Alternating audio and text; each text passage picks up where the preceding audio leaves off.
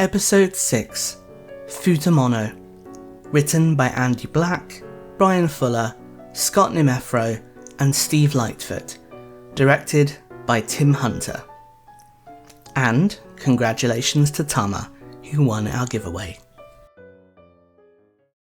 Welcome to Fate and Circumstance, a Hannibal fan podcast. I am your host, Felix Fanfaron Fern, and these are my co-hosts. Hello, I'm Melisa Suzan, and apparently we're just fucking everyone out here. Hello, I'm Shaira Bambi, and how dare they fuck everyone out here? In it! Right? God. There was one fuckening that happened. What do you mean everyone's fucking? Because They're they're all fucking the like, wrong people. yeah! And they're all like, oh, we'll just need our genitals wet, let's just go fuck anyway, because we can. Because we're giving up on the other fucker. Yeah. How rude. We'll get into it. We'll get into the great fuck debate. Yeah, we're started off heated. That's good though. That's what we need. Passion. Yeah. Right. More Yeah. energy. More passion. Passion. More energy. I'm going to dial down my passion a little bit for the shout outs. Actually, that's not true because I'm very passionate about the shout outs. Shout out. Whoop, whoop, whoop. So, our first shout out this week is Fish. Fish has just reached 2,000 followers on Twitter.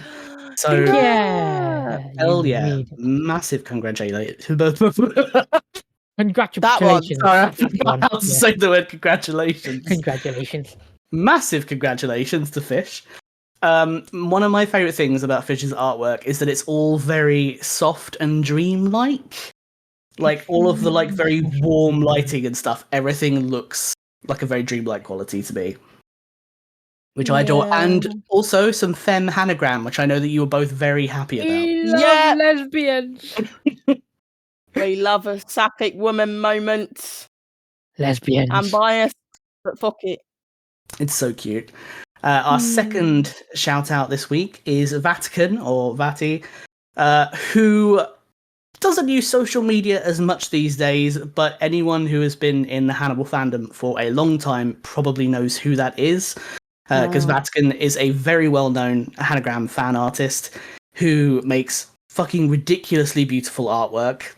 From like gorgeous comics and sketches and paintings to photorealistic oil paintings, which are ridiculous. And I felt obligated to shout out Vatican this week because I have just spent a disgusting amount of money on his artwork. So Nice, as you should. hell yeah. Also, I didn't show the example, but I've shown it both to you before a while back. But Vatican is the only person I've ever seen who did a piece of Hanagram artwork where one of the characters, specifically Hannibal, had phalloplasty scars on his arm. And that made me cry. So that was magical. Yeah. Also, I like the handle hanagram. Hanagram. Very good. They're both very good. Does actually, because I also really like Sad Fish Bile. Yeah, sad fish pal. So cute. I'm sorry, Miss Jackson. Ooh, I am for real. I am several fish and not a guy. Have you heard that song? Oh my god, not in a very long time. I love several fish and not a guy. Sorry. Right. So good. We'll start out with our usual question, which is how did you both find the episode? Random, bruv. Cool. So random. Bruv. I had such a different reaction to Melissa. Yeah, like, I'm not complaining. It was interesting. Kept me on my toes. But fuck me, like it felt like they just were just like, we're gonna throw this in, that in, sprinkle of that, cherry on top, Miriam Lass. So I was just like, right, okay, this is happening. This is where we're going. When me and Felix first watched it, I was buzzing. I was like, oh my god, oh my god, oh my god, oh my god. Shaira was like yelling. It was great. I was yelling. Oh my god, I was absolutely like, this is so good. It was very I funny. was just, oh my god, there's so many things that I was just like, this is so good. Also, this upsets me, but it's so good. And this part upsets me, but it's so good. Yeah, there's so many things. I'm looking forward to speaking to it. Speaking about it. I did notice this episode, I think, has like the most amount of writers for the episode as well, because there's 4. Really? Normally there's like 2 to 3, but yeah, there are 4 entire writers for this episode. Okay, wow. So that might be partially why there's lots of little plot points that all kind of tie everything together. Everyone wanted a bit of something. Everyone wanted a slice. Not much Will in this episode though, which is quite interesting. Yeah. Yeah. Only a little touch of Will after what he did last time. So, I was going to start off with a talking point. I'm not going to forget. The episode title is Futamono, which means lidded dish. So it's a course served in a small lidded bowl, usually a soup. Well, Isn't there that was no exciting? soup. Ooh. There was no No, soup in there the was no episode. soup. Thank God. Fucking hate soup. Who doesn't like soup? We'll start off with our first talking point, which is, what did you think of Hannibal's tableau of Sheldon Isley, also known as the Tree Man, the city councilman who paved paradise to put up a parking lot? They pay paradise to put a Put up a parking parking lot. I love that song. Yes, that's the joke. With a pink hotel, a boutique and a swinging hot spot. 100% got that joke instantly. It was morbidly beautiful. And Right? Yeah. it was morbidly beautiful. Art in a way only Hannibal could, I think, really. I mean, other people probably could as well, but like I feel like it's got a Hannibal touch. It's very much sort of a bit more softer, dare I say, like artistic, spiritual side of things. I think it was a different style, which was interesting to see. Sort of like still adjacent to his other things, but I was like, oh, Tree of Life, quite literally. That's a bit, like a bit more in tune, in touch with a sort of spiritual nature side of things. But I guess he is sort of into that whole thing of if you really want to go there, of like integrating nature with his killings, Yeah, I like but that. this was on a different level, and it was actually like maybe one of the more pleasant ones to look at because it was pretty. It is very beautiful. We've seen like an interesting kind of evolution of Hannibal's tableaus, because in season 1, the majority of them were copycat killer tableaus. So they were mimicking something or putting a twist on something, like the stag one in episode 1.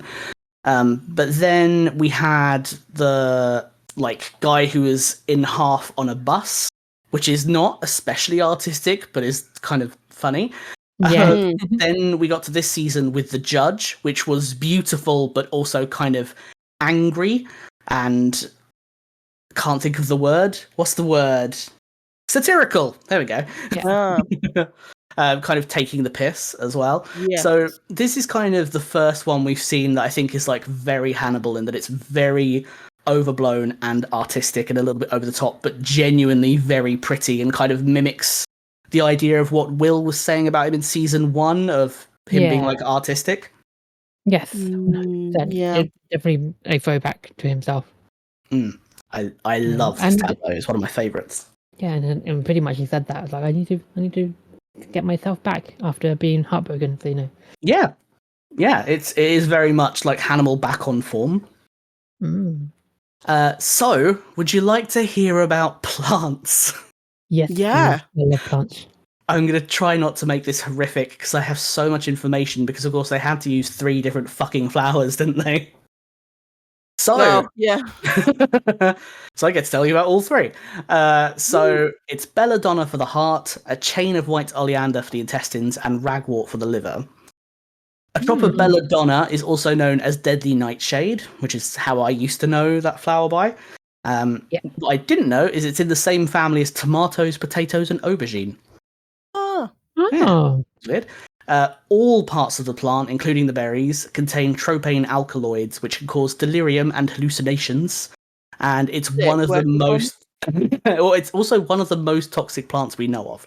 So it is not a good way to get hallucinations. It's psilocybin. We've spoken about mushrooms. We'll go back to mushrooms. That's fine. Don't ever eat deadly nightshade. It's so strong that the nectar collected by bees from it also contain the tropane alkaloids. So even Whoa. honey made from deadly nightshade is toxic, which is so cool, right? So, as well as the hallucinatory effects of belladonna, it can also cause dilated pupils, sensitivity to light, blurred vision, tachycardia, loss of balance, staggering, headache, rash, flushing, severely dry throat and mouth, slurred speech, urinary retention, constipation, confusion, and convulsions. Oh, God, that is a lot. I was gonna it's, say I really want to good. try belladonna honey, but like now I think I would actually die because of my allergy to pollen. Even if you didn't have an allergy, it can kill you. That's why It it's the could most kill you. poisonous plant. That's true. Maybe the honey wouldn't be that poisonous though. Maybe. That's the thing. There are toxic plants, which I'll mention a little bit with ragwort, where if it's pollinated by bees, even if it contains like the alkaloid in the honey at such a low level, it's kind of okay. I would not trust belladonna honey. No, I would not trust belladonna honey. The I don't think you could get it though. I'm sure someone will probably try and make it. But the plant's deadly symptoms are caused by atropine's disruption of the parasympathetic nervous system's ability to regulate involuntary activities such as sweating, breathing, and heart rate. That's essentially why it can kill you. It's called belladonna, which means beautiful woman, because its historic cosmetic uses. I said that in a weird way, because of its historic cosmetic uses. So what they used to do was they created drops out of belladonna. You know, I mentioned that it can dilate your pupils. Mm-hmm. Well, back in the day, that was considered to make women look beautiful and seductive. So they made eye drops to put belladonna like tincture in women's eyes to make their pupils dilate. Holy shit! No, oh fuck. Christ. And if you do that enough, it'll make you go blind. Yeah, that sounds fucking. Yep, and that's why it's called belladonna. So that's cool. The It's pretty cool though. It's cool and horrific. Very horrific. So Atropa, the first name, so it's Atropa belladonna, is derived from the name of the Greek goddess Atropos, which is she who may not be turned aside, the inflexible or the implacable. So she's one of the three Greek fates or destinies who would determine the course of a man's life by weaving of threads that symbolize his birth, the events in his life, and finally his death, with Atropos cutting these threads to mark the last of these, which I think is very appropriate for the Tree Man tableau. Yeah, 100%. Unsurprisingly, all three of the plants have some kind of tie to ancient Greece and Roman Italy as well, which is very much a Hannibal thing. Very much a Hannibal thing. So the second plant is white oleander, which is also known as Nerium oleander. Another word for it, which I didn't know, is rosebay, which I've not heard of before, but that's another way of calling it. Cute. Yeah. So oleander is poisonous, but it's bitter and unpalatable to both humans and animals. So cases of poisoning of it are rare because people don't ingest it. But ingestion of larger amounts can cause nausea, vomiting, excess salivation, abdominal pain, bloody diarrhea, and irregular heart rhythm. Prolonged contact with the sap can cause skin irritation, eye inflammation, and dermatitis. Doesn't sound like a good time. That doesn't sound like a good time. At least the other one provided you hallucinations. Yeah. At least there's that. As little as 100 grams of oleander can kill a horse. So that's cool. That is very cool. I will mispronounce this because I don't know how to pronounce Sanskrit, but the plant's Sanskrit name is Asvamara. Asva is horse and Mara is killing. So in Sanskrit, it literally means like it'll kill a horse. Yeah, horse killer. Yeah. It's also the official flower of Hiroshima because it was the first flower to bloom after the atomic bombing in 1945. So that's quite a nice thing about oleander. Yeah. And it's a really pretty flower as well, so that's really lovely. A 2014 article in the medical journal Perspectives in Biology and Medicine posited that oleander was the substance used to induce hallucinations are back, in Pythia, who was the female priestess of Apollo, also known as the Oracle of Delphi in ancient Greece. According to that theory, the symptoms of Pythia's trances correspond to either inhaling the smoke of or chewing small amounts of oleander leaves, often called by the generic term laurel in ancient Greece, which led to the confusion with the bay laurel that ancient authors cite.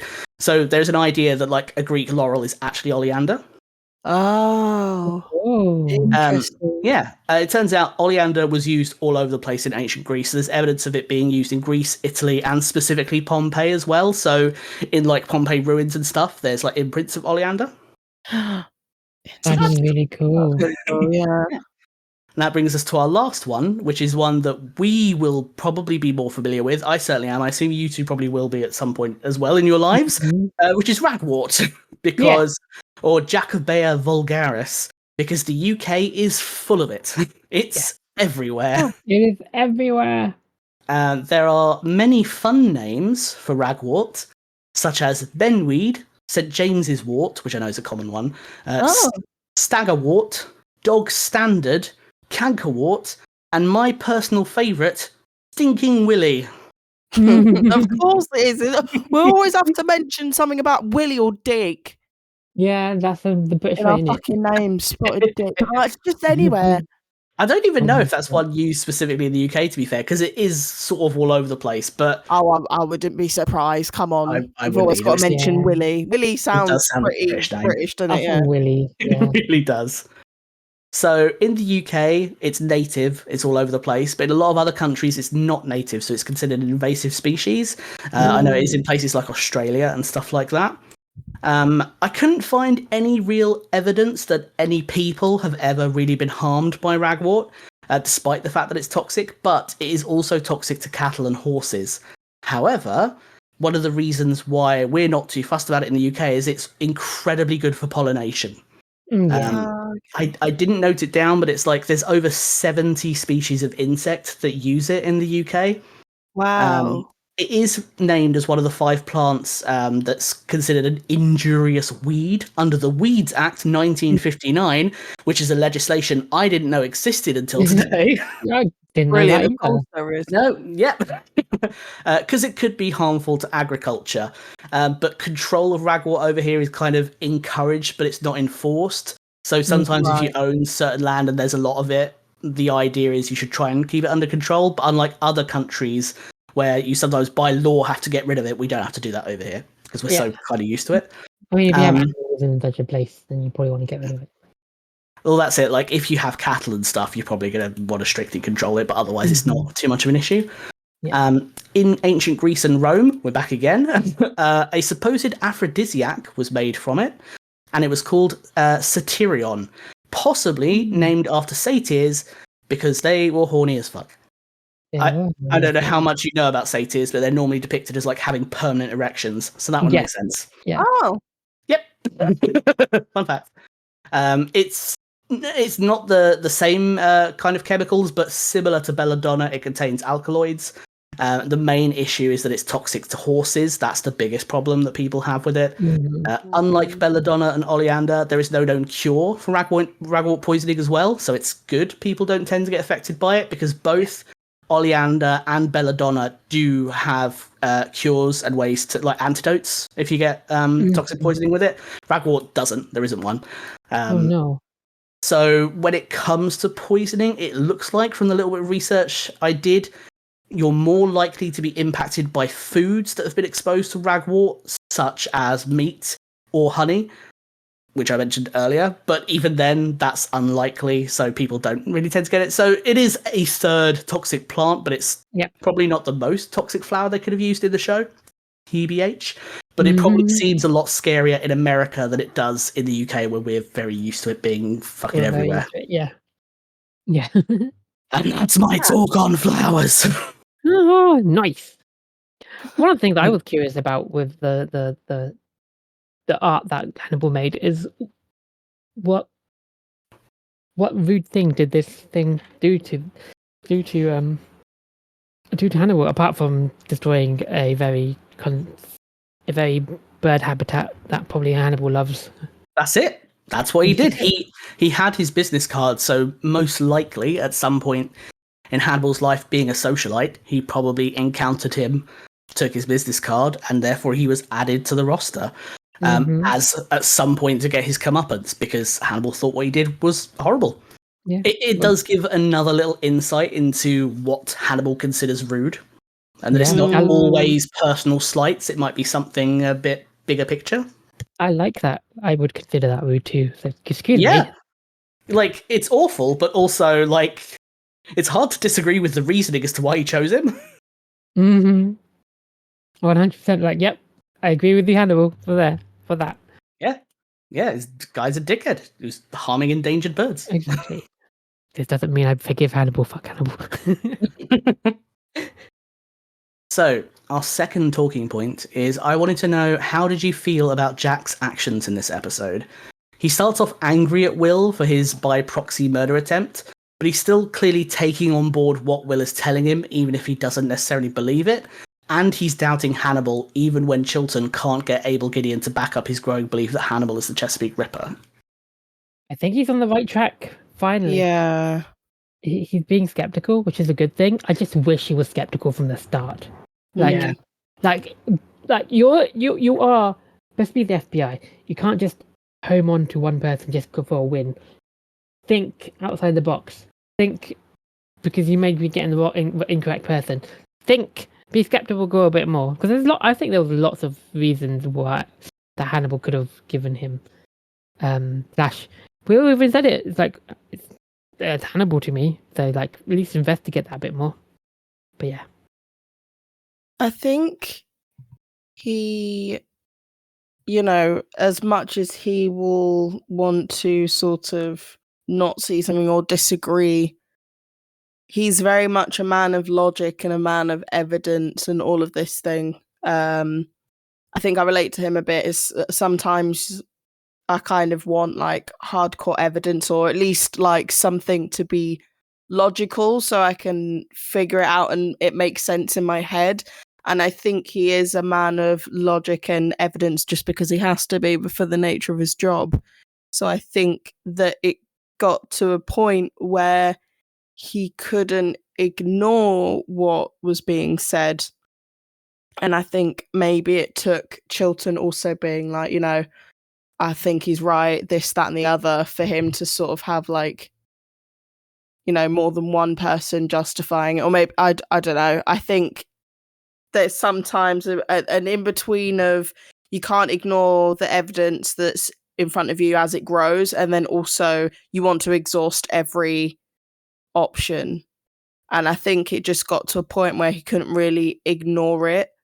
And I think those two sort of factors came together and he was just like, yeah, fuck it, I'm going to consider it. And he clearly considered and was listening enough to the point that he went to go snooping around, especially after, again, he had more evidence in front of him.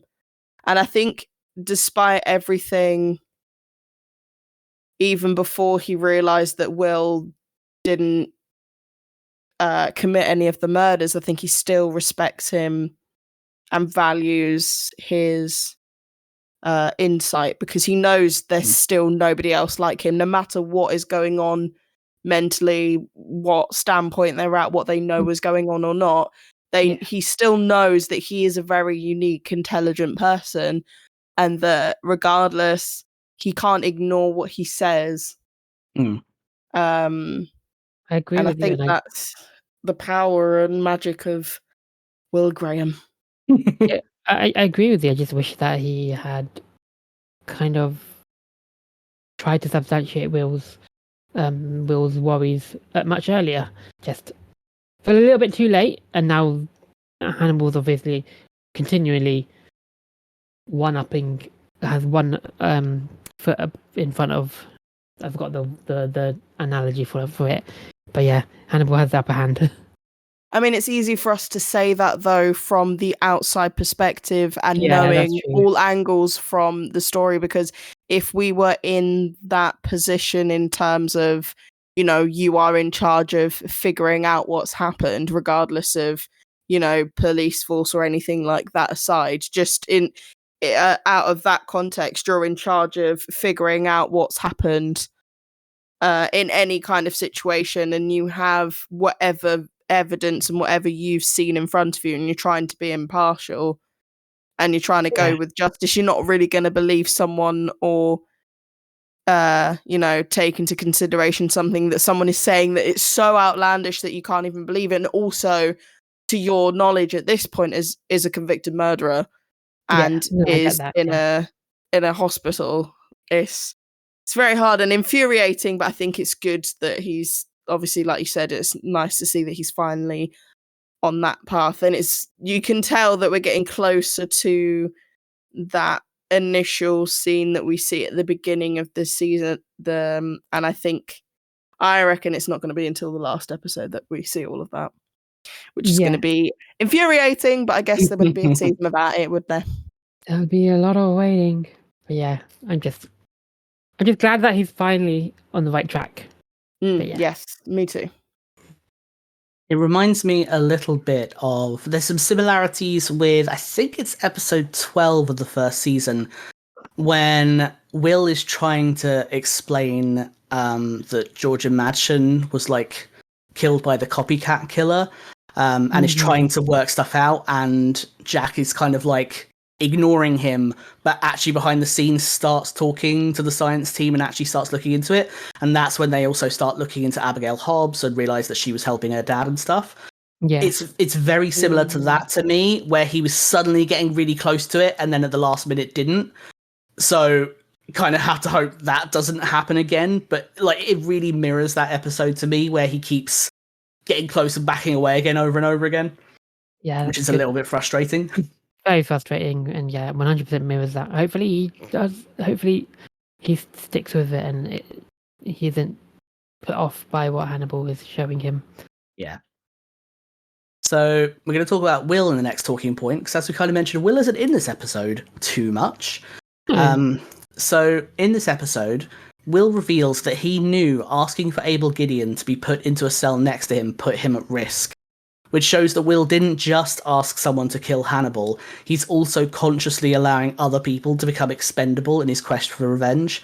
We're also seeing repeatedly imagery of Will imagining himself growing antlers.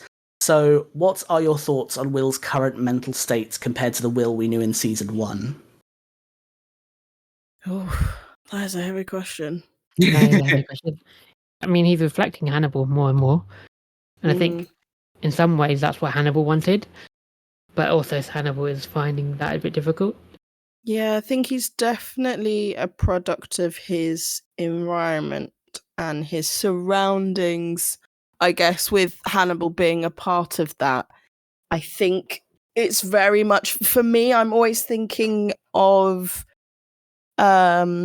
American Horror Story Asylum season, the second season, where the fact that she was just put into the asylum like for no reason, and then she just became a product of her surroundings. Obviously you're getting accused and being thought of something that you're not. You would literally drive yourself to a point of insanity and then kind of need to be there anyway. And I think that's a sort of result of what's happened. As well as, Hannibal's like straight up abuse while he was actually unwell. Agreed.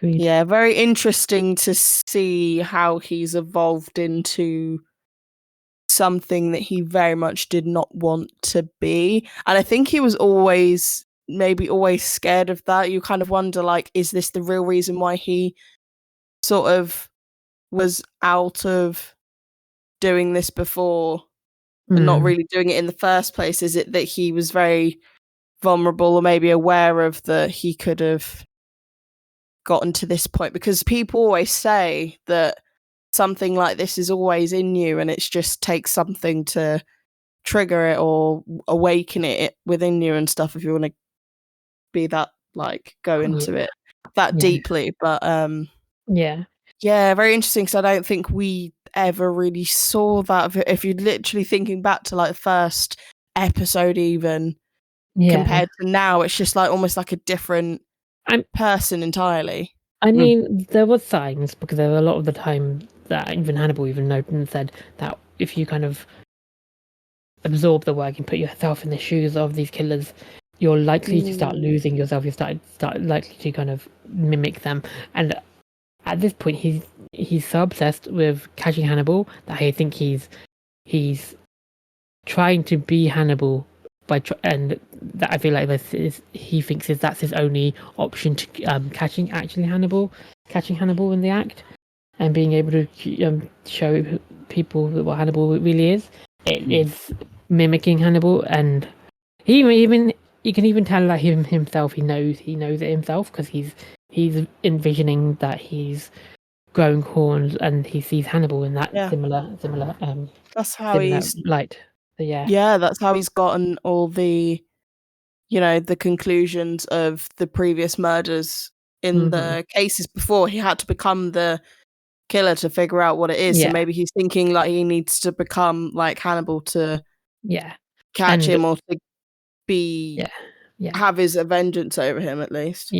And usually those kind of things were quite brief. How this is a much longer obsession, and it's something that's would likely affect him more and likely push him onto the path. I am not saying this to absolve him of anything that he's done. It's still what he's done, and he's unfortunately, even though he's lost himself, it's his fault, and he's doing bad by kind of following Hannibal, because there's much better ways to catch Hannibal instead of becoming a Hannibal and burning all the bridges. Yeah, I agree with you both, and I think it's interesting because he is kind of encapsulating Hannibal, and it's reaching an interesting boiling point, because on the one hand, he's kind of doing what Hannibal wants him to do, because he's becoming what Hannibal thinks he is. But as Will has proven, he is not predictable. And I think the conversation that they have together in this episode, I think sums up his current mental state kind of well. Which is when Hannibal says, "I don't expect you to feel self-loathing or regret or shame. You knew what you were doing, and you made your own decisions that were under your control." And Will says, "You think I'm in control?" And Hannibal says, "I think you're more in control now than you've ever been." Yeah. And I think that line sums up Will at the moment, which is Will seems kind of scary and unpredictable. But compared to the state he was in season 1, where he lost control of everything, I think he's now gained that back. But because of his experiences, that control is a lot more scary than it would have been if this hadn't happened to him. Yes. Oh, Will. Poor Will. But also, he shouldn't have done what he did. Well, if we're comparing him to Hannibal, there's a lot worse things he could do. Because of everyone's insight in him, he kind of lost allies. Yeah. Well, we'll see. Yeah. Next talking point. I wanted to know where you both stand on the Dr. Frederick Chilton scale. Now that he believes Will and is actively campaigning to get others to believe him, has your view of him shifted at all? Go, my boy, go! That was Mine two things at once, and I don't know what the answers were. Yeah, no, I haven't changed my opinion of him. I still think he's annoying and a weird, twisted fuck, but I think it's nice to see that he is on the right side, I suppose, of justice and the good people prevailing, but probably motivated by the fact that he's jealous as fuck as Hannibal and just wants him out the way because he can't be him. And he's just a jealous little sibling, little cousin, and he's like, fuck this Hannibal guy, get him gone. Like, I think it's just out of spitefulness. But I'll take it. I'll literally take it. We need more people on the good side to get this man gone. I'm opposite of Melissa. I'm like, go my boy, go my boy. I kind of like, oh my god, he's so I don't know, he's funny now to me. His He's very funny in this episode. assholeness just makes me. It has charm to me now, and maybe that's because he's shown a little bit of integrity. Don't get me wrong, I still think he's a bit of a pompous prick. But as pompous as he is, he's got integrity. Even if that integrity is for himself, but he's got a little bit of integrity, and I think finally it's amazing. And there's a lot of my quotes I think are from him towards the end. But like, yeah, it was a fun episode, and I think he made that episode for me. He made this episode for me. It just seeing him a lot of the time was just super fun, as well as Dr. Gideon. But like, it was a very fun episode because of him, and I think this episode alone has changed my mind of him. I mean, that's great in my books because I am, of course, a complete Chilton apologist. You are, yes. I love Chilton. He's my babe. However, even though I love Chilton, I'm now going to paint him in a bad light. Oh no! Because I love nuance. Well, in the episode, I think he comes across very well.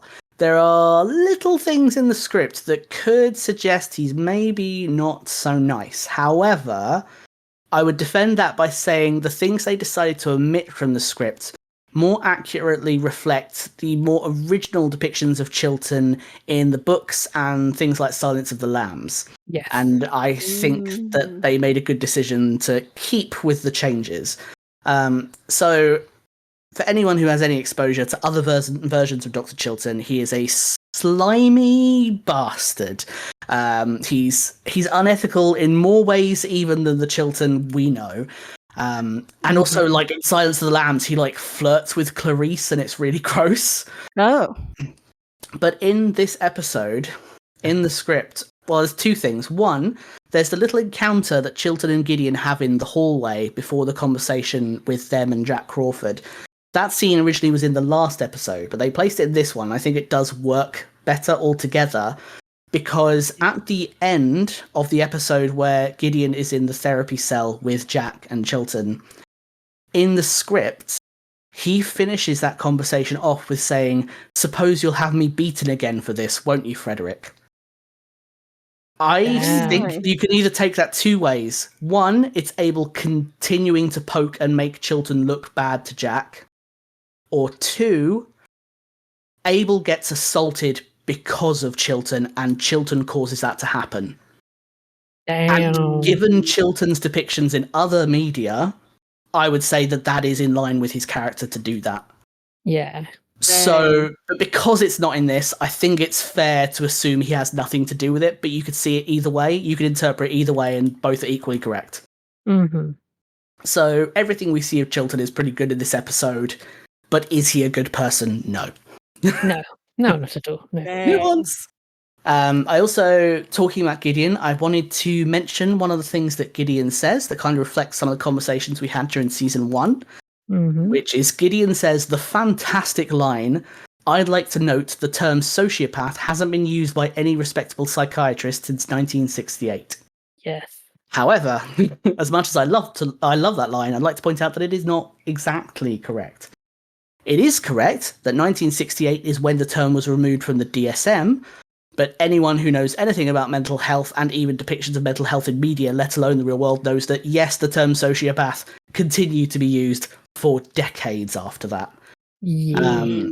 In 1968 is when it became antisocial personality, and then in 1980 is when it became antisocial personality disorder, which are the more accurate terms, though even those are kind of debatable, and their association with sociopathy is also debatable.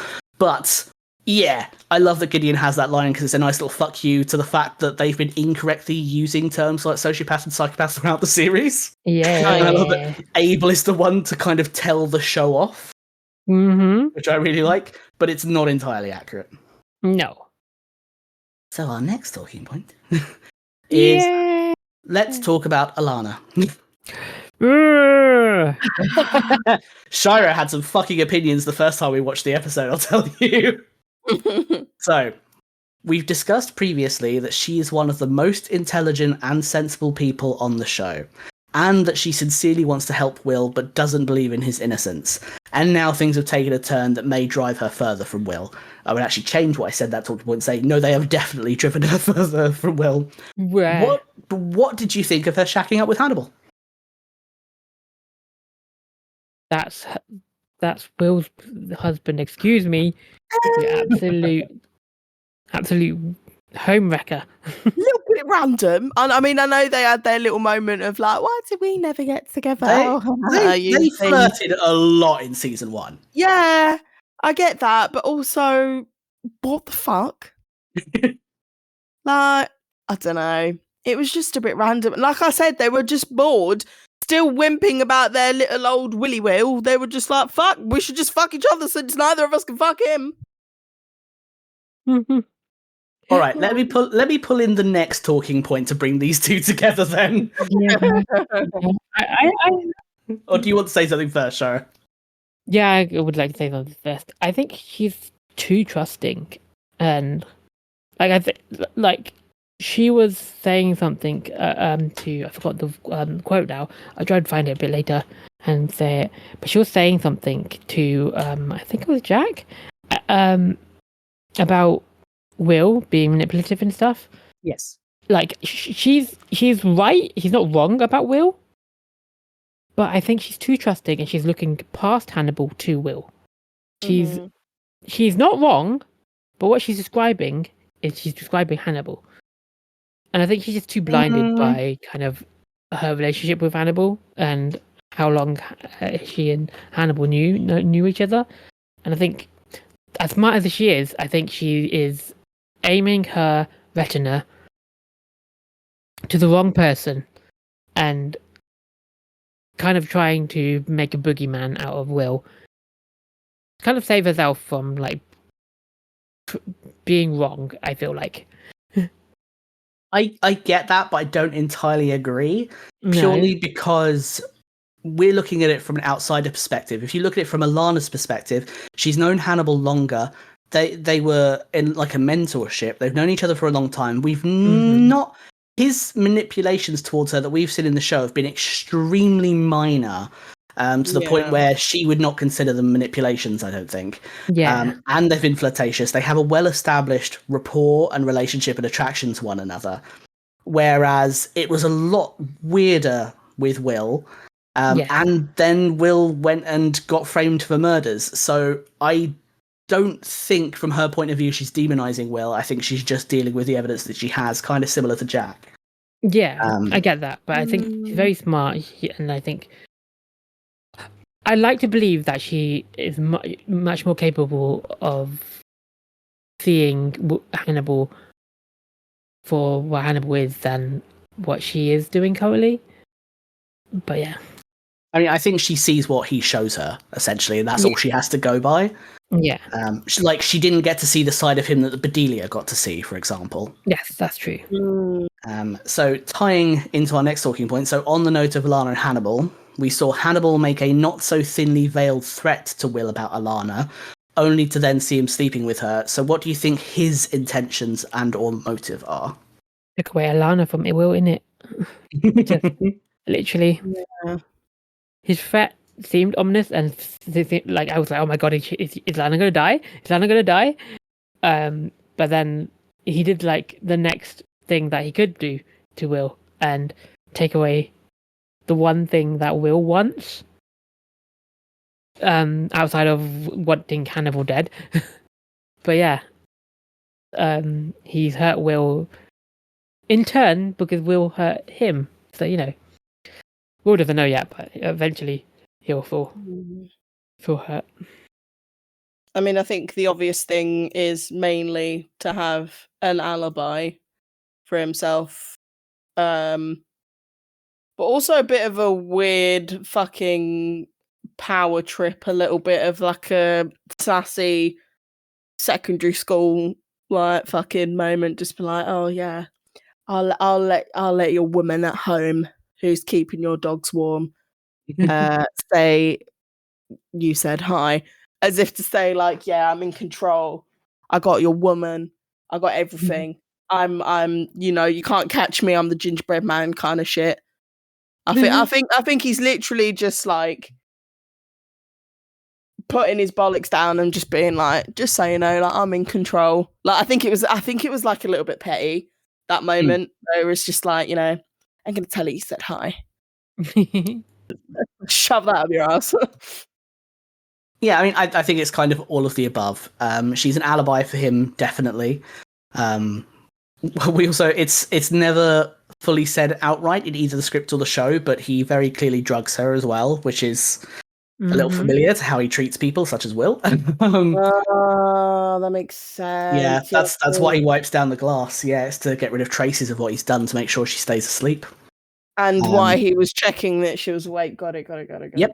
Yeah. Yep. So he's not just hoping she's asleep. He's made sure. He's made sure he has a proper alibi. And I love the way he like fakes the alibi with Jack as well and acts all innocent. I love that. It's awful. But then there's the power play element. The threat he makes to Will is like the closest he's come to being properly provocative and truthful towards Will, which is quite unpleasant. But also, I agree, it's petty. It comes across as also one of the most outright childish things he has done. Yeah. And then to turn that around and actually be like, actually, he's not harming Alana. He's doing something else to hurt Will in a different way. He was having his Regina George moment. Yeah, basically. Like, I love that there are two elements to the power play of it. So on the one hand, he's having what Will can't have by sleeping with Alana and starting a relationship, some sort of relationship with her. It's what Will wanted and wasn't stable enough for, and Alana wanted it but recognized he wasn't stable, and Hannibal could just waltz in there and take it. Does Hannibal have feelings for Alana? Probably not. No, doesn't look like it. Yeah, he knows that he can because he knows that Alana is attracted to him. He knows what their rapport is, and he probably could have taken it at any time, but now is the time that it's beneficial for him. That's why this is only the time that he has decided to act on it and hasn't before, because it wouldn't have benefited him before. No. And then there's the other weird side of it that I always find hard to explain properly. But him being with Alana is in a way also him, kind of like what he's been doing with the FBI is him being Will, in the kind of sense that he can't have the thing he's obsessed with, so the next closest thing is to imitate it. So I think that's the closest thing he can get to being with Will. Yeah, basically it's awful, but that's how he's probably telling himself it's okay, because that's the closest he can get to being with Will, is doing something that Will wants to do. And that's not how romance works. It's not how romance works, but Hannibal doesn't know what romance works. I've heard, anyway. So, in this episode, Hannibal throws a dinner party. So let's talk about food! I want to eat all. Actually, not all. I'll skip the pork stuff. All of it is amazing. Some of it is a little bit weirder than I thought it was when I looked at Janice Poon's original design sketch for it, compared to the final items. So, the hors d'oeuvres. So, in the design, it's squab drumsticks in fig and date tartlets. If you look closely, they're not on tartlets. They are fig Newtons, or what we call in the UK fig rolls. They're literally just fig rolls cut in half, and they've shoved a bit of squab onto it. I like fig. Yeah, okay. I see, but it's also so weird. I assume it's meant to look like a tartlet. It's not. It's just fig Newtons. Then there's prosciutto roses on watermelon, heart tartare in phyllo pastry, and then the wagyu beef roulade, which is stuffed with sushi rice and topped with chive flowers wrapped in shiso leaf. That sounds fucking good. Right? That sounds really fucking good. I would like that one. I'd like them all, but that sounds nice. There's one extra thing which is not in the design sketch but is in the episode, which is jelly Timbits, which is something that doesn't exist anymore, but they're kind of like little tiny donuts. It's weird. They're not like normal Timbits because they had jelly in them. I looked them up. They're like little donuts. They've been had a section cut out, and then they're stuffed with foie gras and Timbit slices topped with head cheese. I had never heard the word head cheese until today. No. That's incredible. It sounds like the most disgusting thing on the planet. It So does. I looked it up, and it's like a meat terrine. So it's like meat and jelly set in a terrine. So it's not that gross. Okay, I thought it just sounded like bull cheese to me, but So the main dish platters that were served as well at the dinner party are octopus, crayfish, squid, and trout, which we discussed looks kind horrifying. of horrific. Yeah, it's like, I love you, Janice Poon, but it's not our favourite. I love you, Janice Poon. It's just not our favourite. It's not our favourite. Also, if I saw this in the table and Hannibal served this to me, I was like, I would be Alana, and I'd be questioning his sanity then. It's like that thing alone would be like, okay, I need to question this man. I don't know. He serves some pretty weird looking dishes. I don't care, man. If it tastes good, I ain't saying shit. The other main dishes were Wagyu beef kebabs on swords over coals and petals, which looks really cute. And then the roast pig's head with sausages, which is on like an assortment of vegetables. I think she called it a vegetable wig because it does kind of look like a wig. Oh, it does look like a wig, yeah. Kebabs. That's an interesting way to write it, isn't it? Americans, I'd skip the pig head. The pig head looks too scary. So the English spelling and saying is kebab, with just K-E-B. But a kebab is also something else as well, though, which is also confusing.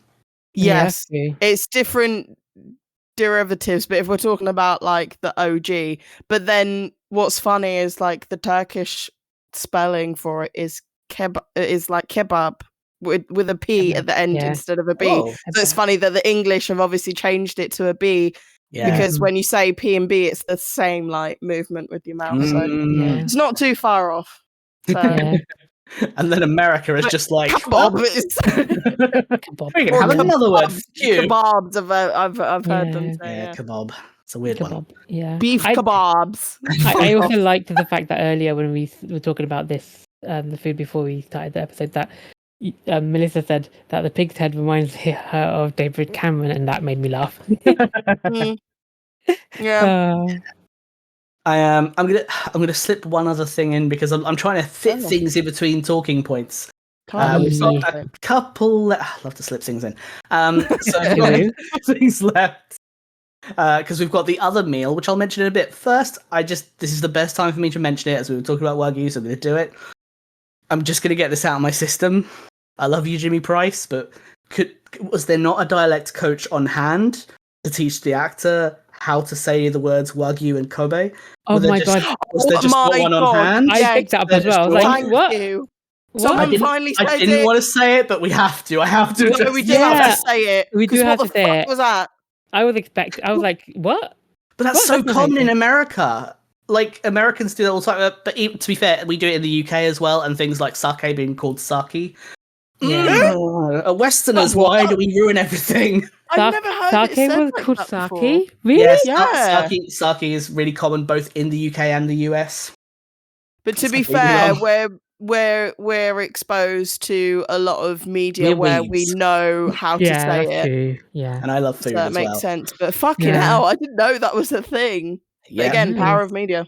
It causes me great pain. So I wanted to pull Jimmy Price up on that, and also just because I'm a fucking nerd. So Jimmy Price says all Kobe is Wagyu, but not all Wagyu is Kobe. That is correct. But I wanted to clarify, just for people who aren't a nerd like me, a little bit more information. Yay! So Wagyu is the name of beef from a specific breed of cattle, or breeds. There's a whole set of breeds of cattle. Kobe is there actually? Oh, interesting. Yes. Yeah. Okay. So they're raised. They're raised a specific way, and there's a few different species.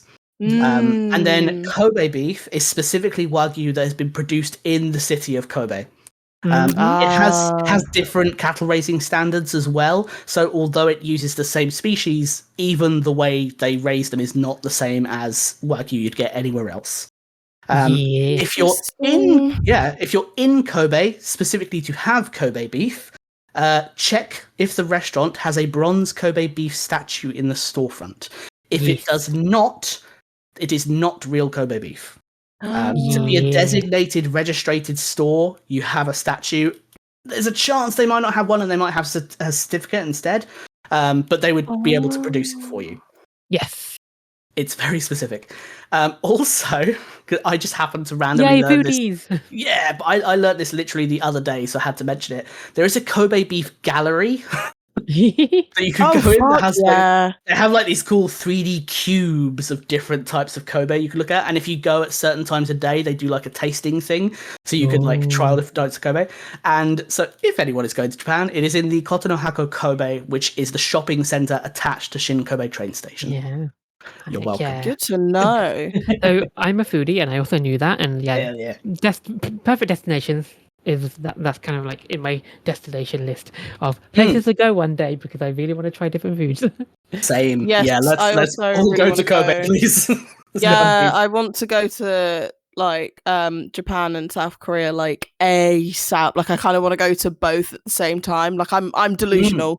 I'm delusional because I don't know how I'm doing this or when I'm doing it. I know a lot of people who do China, Seoul, and like Tokyo, like in that order.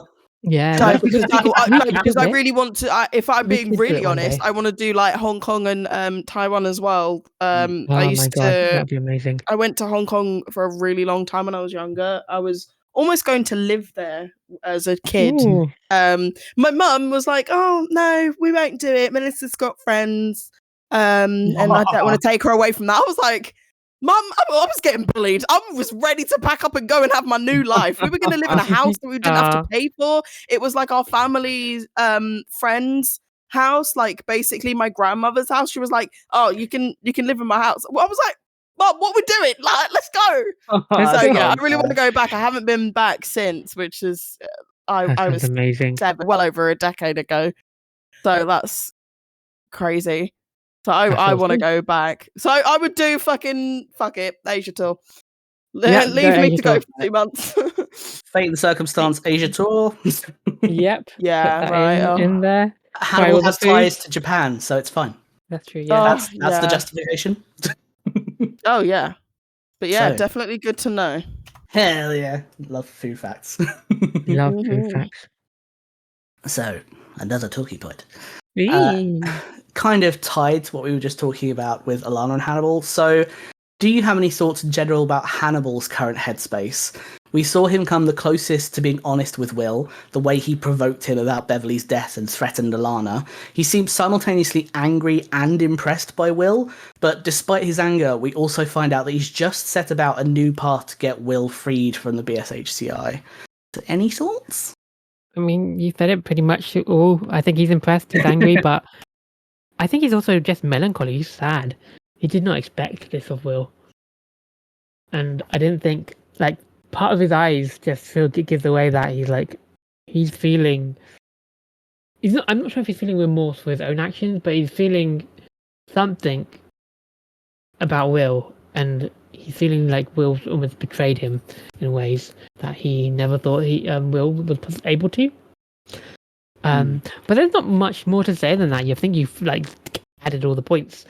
He's in the headspace of, I can't believe my husband did this to me. Yeah, Wants to be the nice one. Yeah, do you know what I think it is? I think it's one of those where the chase is more exciting than the actual result. I think he's he's a cat playing with a little mouse, and the mouse has finally given up and surrendered, and now the mice has done that, he's just a bit bored because he liked playing around while there was still something to chase and an objective to fight for.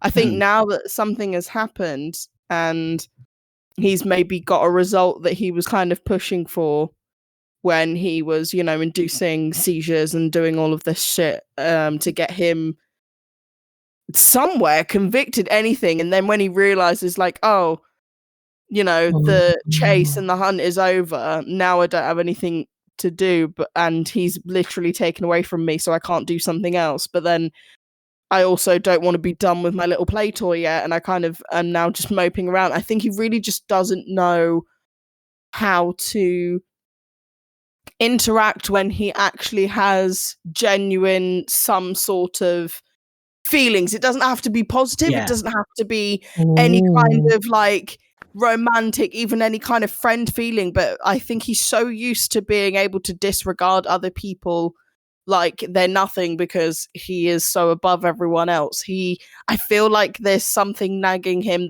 as to why he wants to continue involving himself with him. Whatever those feelings are, he doesn't know how to deal with them. And it's also the fact, I think, that other people also still are so entrapped by Will and want to hang around. I think they're all grieving what has happened, and they don't understand they don't understand why he's in this position. I think he's also kind of maybe trying to mimic that a little bit so that he can keep his cover, but also he's just like, well, why are they so obsessed with him? There must be something else. Like, why isn't everyone focused on me or something? Like, I think it's a lot of twisted fuckery, but also a little bit of like childhood jealousy.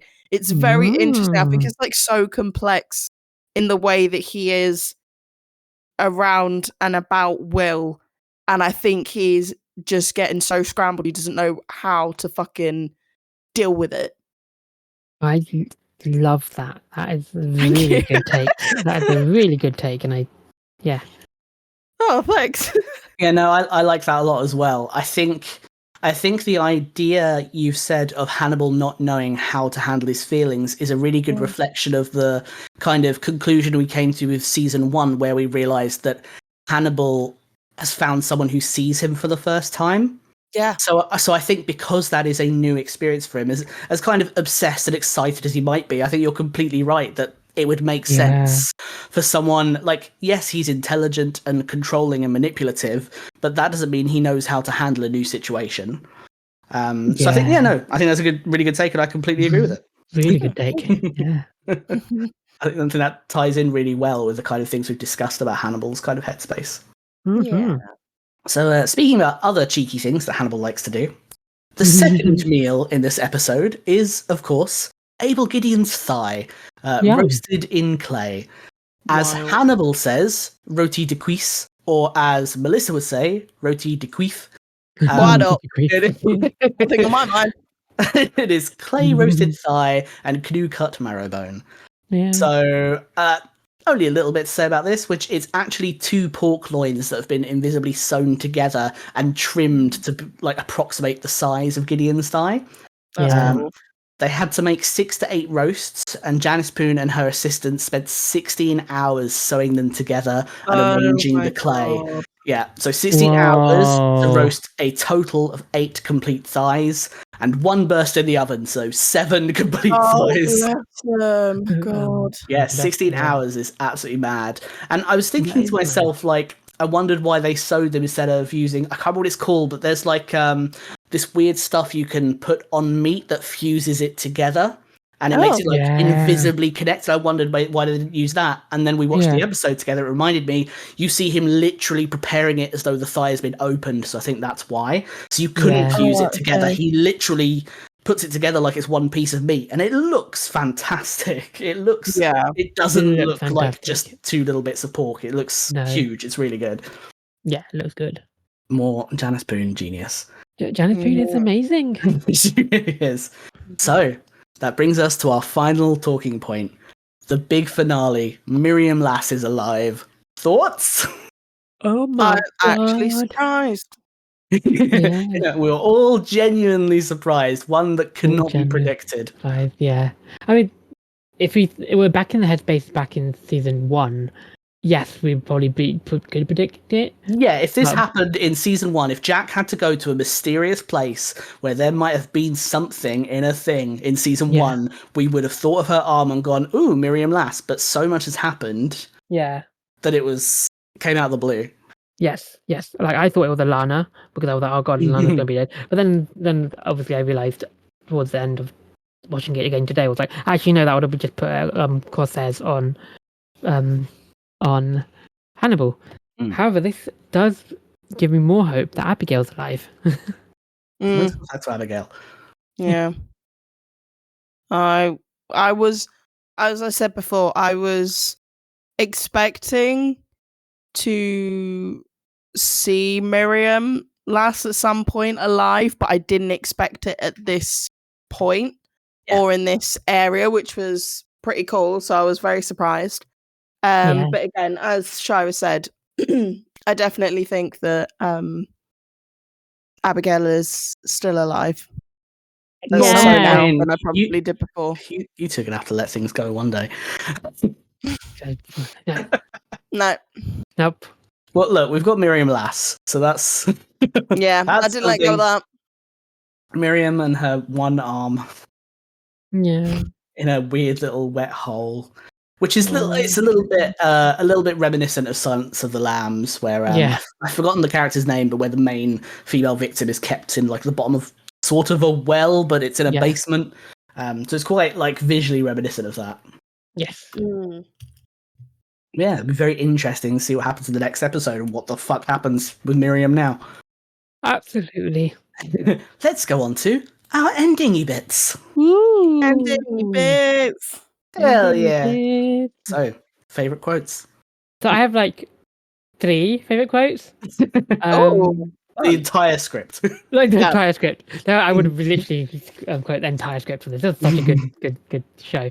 But like both of them are from one from Dr. Gideon and one from Dr. Chilton. And the boys. The boys. I love them. So I just laughed at. So it seems all the king's horses and all the king's men could indeed put Humpty together again. I was like, that made me giggle. Cheeky. It was so cheeky. I loved it. And then I just like just his way of saying it. Needless to say, I will not be eating the food. And then finally, again with Dr. Chilton, because I love Dr. Chilton, this is my actual favourite quote.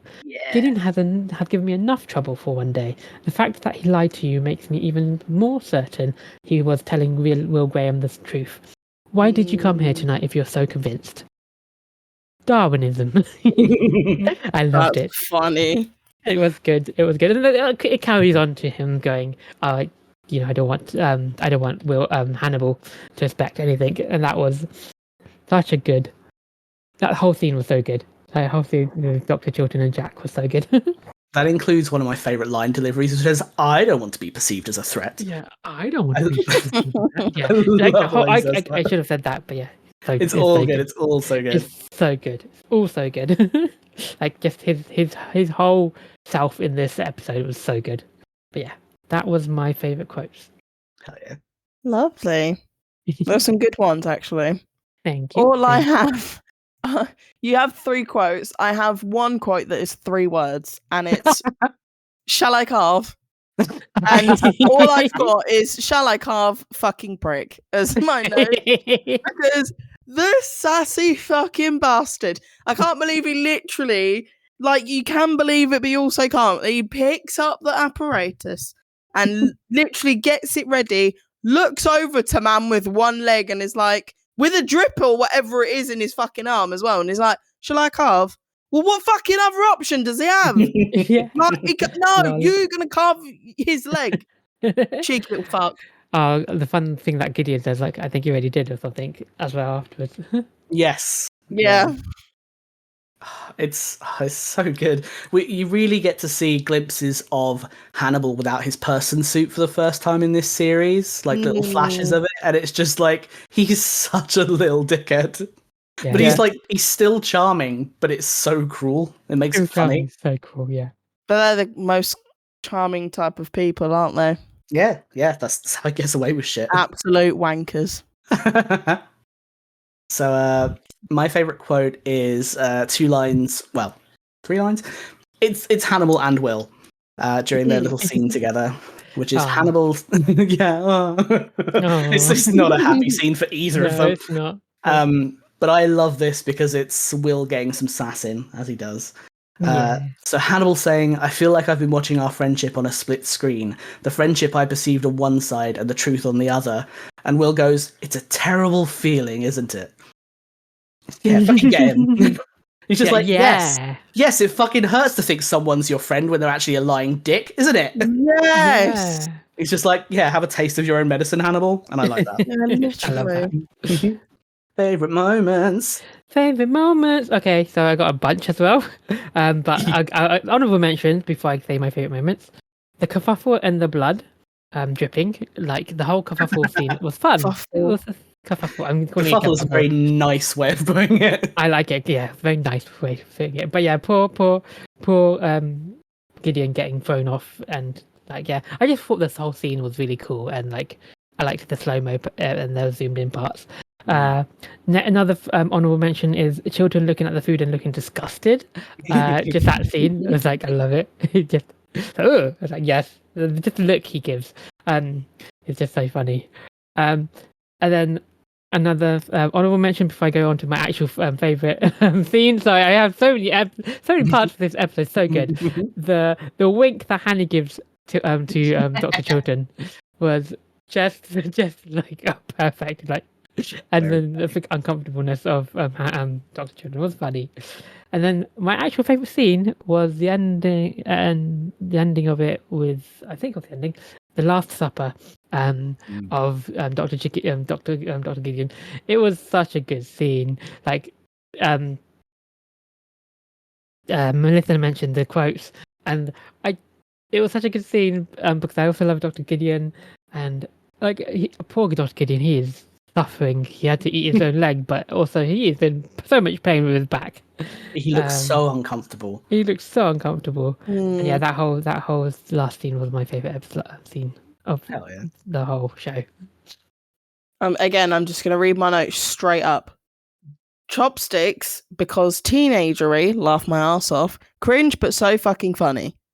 I think it was just so like I think the contrast of the serious situation and the past events that had currently occurred, and you have someone like Alana Bloom going and sitting down on a fucking harpsichord and going to play what?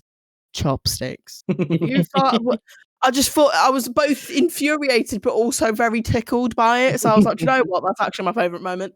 And then they both go and sit there, and it was just a little bit like CBBC teen tween like drama moment where like I'd see this scene in Tracy Beaker where it's like the kids that have been watching it from the start are like a little bit older, that we're all like 12 now, so we're all like thinking about like, oh, I like this person, I have a crush on them. So it's like they're introducing those like motifs to us now through Tracy Beaker, and you just see them be like, oh yeah, play chopsticks together and then we're gonna lean in and have a little kissy kiss. And then obviously they fuck, but like up until that point, I was just like, give me a break. But it's also just so like cringy. It's so funny, and I enjoyed it at the same time of being like eye rolling at it. So that's why that's my favorite moment, because I had a whole range of emotions. Love that. Amazing. I love how none of the people in America are going to be like, "What the fuck is CBBC?" Look, listen, you had to be there. It's a British children's show that has been running for God knows how long, still going now. Tracy Beaker was one of the shows that we'd all watch and we'd all like take the piss out of because it was so. Love Tracy Beaker. It's so we all loved it, really. No matter how much we slag it off, we all loved it. It was very much like very British, very like iconic, quintessentially British, if you will. And there are lots of memes of it. If you look it up now, there's so many memes of how outrageously stupid this show was, and we all laugh and reminisce at the same time. And if you get it, you get it, and you know that this is exactly the same fucking thing. Same vibes. That's all I'm saying. I'm too old for Tracy Beaker. Nobody's too old for Tracy Beaker. That's after my time. You still get it. Yeah, exactly. Also, Google exists. If people don't know what we're on about, Google's there. I have to do so much research for this show. Either way, you didn't watch it as much as I did, but still, you know the vibes. Point proven. Yep. That's all I'm saying. That's true. I'll rest my case. Thank you very much. I'm going to let you both in on a little secret. Oh. Yeah. In the script, there was actually a fully scripted sex scene, which I have unfortunately read with my eyes. Oh, is it bad? No, it's fine. It's actually it's all like tasteful and flowy and what was in there? sweat dripping down Hannibal's back and Oh, that would have touching him. given so much The fan word service. orgasm is in there. That would have given so much fan service to people. Come on. I will tell you this. There was no need for that sex scene. Oh. Because there's other things to look forward to in this season that We are far getting surpass that scene in ways I don't think I can even describe in the English language. It's a butt sex. No, I don't know what kind of sex. They never show that kind of detail in Hey, these shows. Hey, no. I Just will. made the epic one. I'm not gonna say the sex scenes are good or bad because I don't think either of those words can describe them. But we'll get there. Interesting. Very interesting. You'll see. Okay. Cool. So I'm assuming like a bit of bondage. There Rough, are no heavy. words, Melissa. You have to My mind is understand. going. Watch it. My mind is going. I mean, Hannibal does seem like a bondage kind of girl. Yeah. Look, a bit. I think that's a bit soft play for him. I write Hanagram fan fiction. If there were bondage, I'd tell you straight up there's bondage. There are things you cannot explain in the English language. This is coming from someone who writes explicit sex. Bare rough shit. Bare rough. You'll see. I'm not Blood saying anything everywhere. else about it. Oh, I wish. I'm getting there. Anyway, my favourite moment is actually a collection of moments, which is 3 of the Sassy Science Squad's moments in this episode. Ooh. So there's Zella making the varicose vines joke at the crime scene. I love that no one reacts to it. It's really funny. When they're disassembling Sheldon Isley's tree tableau, we get to see more of Jimmy's love of nature because he calls the councilman a son of a bitch for destroying an important nesting habitat for endangered songbirds. And then the rambling about the Wagyu and Kobe beef. I just really liked, with so much happening in this episode, we get 3 really good little light-hearted moments with Zella and Price, especially now that Beverly is gone. It's really nice to be reminded that there is kind of still a light-hearted rapport there. So I really liked that they fit into everything else happening in this episode. So, next episode predictions. Oh, fuck. So, will be released? Oh, I hope, because I feel like that's to come. It makes sense with them going, he hasn't killed anyone. No, he killed anyone, is it? And now he's stuck there forever. Now he's stuck there forever, yeah. And then here I go off just on a ramble because I didn't know what to predict. So I was like, Miriam Lass will be revealed as part of the Hannibal family, brainwashed or not, and be Hanny's accomplice. Abigail is still alive. That is me just writing what I wrote down. Give me Abigail. Give us our daughter back. Now I feel like they're my daughter. God damn it. gosh, for once I'm actually stumped a little bit for predictions, just because, like I said, this episode was so fucking random. I'm a bit like, well, where the fuck am I meant to go from it? But I think if I'm going to be like a little bit obvious, I think Jack will get a little bit closer, well, quite obviously, to where we need to be going in terms of him figuring out Hannibal. I don't think it'll be directly.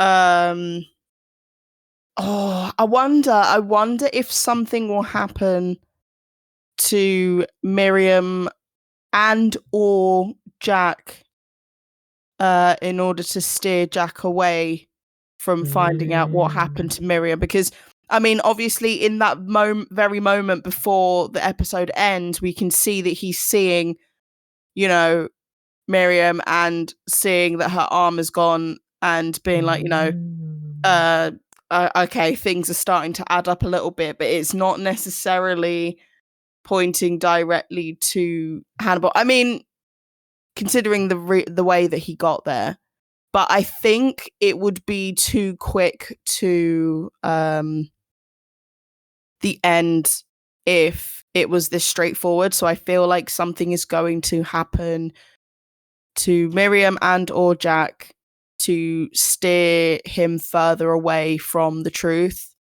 Because I feel like logically it just means that there's more episodes and there's more of a story. But I think in order for Hannibal to still always be like a step ahead and everything, I think Miriam might either get like taken, missing, or killed because he's found her. I think something along those lines. Yeah. Good prediction. Good prediction. Yeah. Thanks. My next episode prediction is that everyone will apologize to Will for not believing him. Yay! Yay! Finally, I'm interested to see that. That's definitely going to happen. That's definitely going to happen. Why do you say it like that? You've always said that your predictions are correct. Why are you saying it like that? My predictions are correct. Don't tell me. Why are you saying that's definitely going to happen? Why are you saying it like that? Why are you tormenting me? I've got tonal issues. Are you Hannibal and I'm Will? What is going on here? What is this dynamic? What are we? Let's not talk about the fact that when we started this podcast, I was very much on Team Will, and things may have changed since then. Are you ready for my sign off? Yeah. Okay. Our sign off this week is time for reunion, but things may not go to plan. Shit is kinda fucked. Fate and Circumstance is an independent podcast brought to you by Felix Fanfaron Fern, Melisa Suzan, and Shaira Bambi. You can find and follow us on Twitter and Tumblr at HannibalPod. We are fans of the show NBC's Hannibal and do not own the rights to any of the materials discussed, merely appreciators. The music used in this podcast is Tchaikovsky's Op. No. 40 Waltz by Kevin MacLeod, licensed under Creative Commons by Attribution 4.0 license. Thanks for listening.